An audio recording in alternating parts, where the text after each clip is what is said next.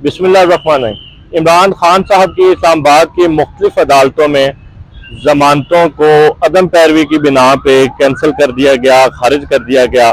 कहा गया कि इमरान खान साहब पेश नहीं हुए, लेकिन इमरान खान 5 अगस्त की गैर कानूनी गिरफ्तारी के बाद अटक जेल में गैर कानूनी तौर पर बंद है। लेकिन हमारी तरफ से ये इस्तदा की गई कि इमरान खान साहब को पेश करने का हुक्म दिया जाए और उनकी हाजिरी करवाई जाए। इमरान खान साहब को अटक जेल में होने की बिना पे हाजिरी माफ़ी की जाए। हमने ये कहा कि इमरान खान साहब को वीडियो लिंक पे उनकी हाजिरी ली जाए, लेकिन ना ली गई और अदम पैरवी हाजिरी ना होने की बिना पे इमरान खान साहब की जमानतों को कैंसिल कर दिया गया। इस ऑर्डर को, जो कि ATC की 3 जमानतें थीं और डिस्ट्रिक्ट कोर्ट इस्लामाबाद की 6 जमानतें थीं, इस ऑर्डर को हमने इस्लामाबाद हाई कोर्ट में चैलेंज किया।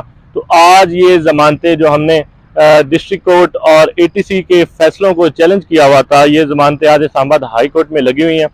और इसमें हमारी इस्तदा ये है कि इमरान खान साहब की जमानतों को टेक्निकल ग्राउंड पे खारिज ना किया जाए, मेरिट पे सुना जाए, क्योंकि इस्लामाबाद हाई कोर्ट के सुप्रीम कोर्ट के फैसले मौजूद हैं।